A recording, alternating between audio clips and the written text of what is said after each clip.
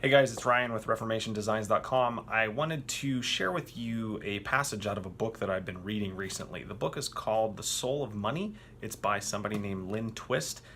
First of all, if you haven't heard of it, I would really recommend you pick it up, especially with all the crazy stuff going on in the world today with our economy and just the perception that so much of us have about the way the world works with finance and the way that we feel like we always have to be competing with one another to get ahead and those kinds of things. She addresses a lot of misconceptions about money and wealth and poverty, and I really would recommend it.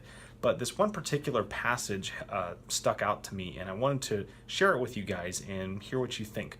So she starts off here, this is on page 152. She says, contrary to the models of nature as innately, intensely, and almost exclusively competitive, more recent scientific study has illuminated the powerful role of mutuality, synergy, coexistence, and cooperation in the natural world and the more accurate picture of life that presents. Even a cursory look at the world food supply and world population tells us that there is enough food to feed everyone, but that other factors keep some populations oversupplied and even overfed, while others are malnourished and dying from hunger. Chronic hunger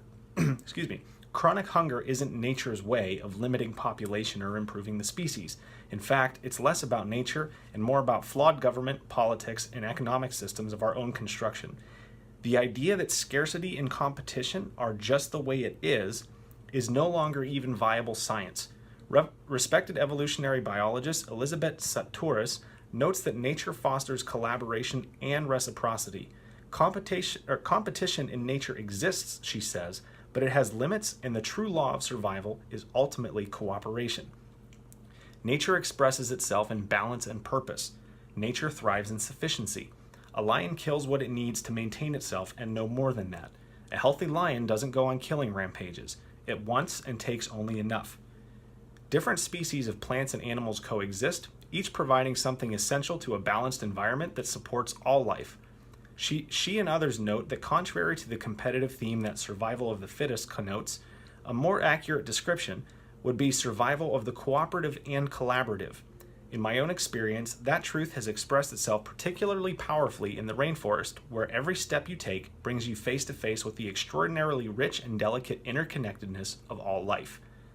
The late environmental scientist Donella Meadows, with whom I worked closely as a friend and colleague at the Hunger Project for 20 years, in her book The Limits to Growth and other writings, made a convincing case for this more enlightened understanding of the natural world.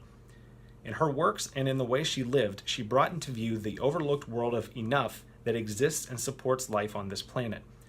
Contrasting economic assumptions with those apparent in nature, she once wrote that while the laws of economics drive the condition of scarcity with an assumption that we must consume, produce, compete, and dominate more and more and more and faster, nature in balance models competition and collaboration within a context of coexistence, creation, production, and consumption on a timetable expressed in the natural cycles of life, growth, and death.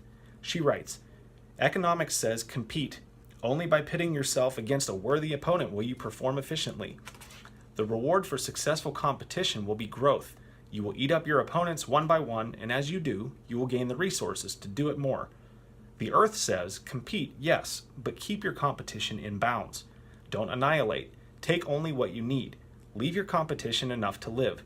Whenever possible, don't compete, cooperate. Pollinate each other. Build firm structures that lift smaller species up to the light. Pass around the nutrients. Share the territory. Some kinds of excellence rise out of competition, yes. Other kinds rise out of cooperation. You're not in a war, you're in a community. So just wanted to share that with you guys. I know it was a little longer than some of the videos that I've shared recently, and it was basically just me reading out of this book. But I think she touches on a lot of really important points, especially with a lot of the things going on in our world today, about the amount of competition and the who's right, who's wrong, finger pointing that goes on so often. And I wanted to just reinforce that point, guys. We're not in a war, we're in a community. We're all in this together, and if we figure out ways to see past our differences, whatever they may be, religious, political, financial, or otherwise, I think that all of us will be in a better place. Again, that passage was from The Soul of Money by Lynn Twist. I'd highly recommend it. I will put a link here in the comments and in the description of the video if it's something you're interested in, and I would love to hear what you guys think of what we talked about here. So have a good day. I'll talk to you soon.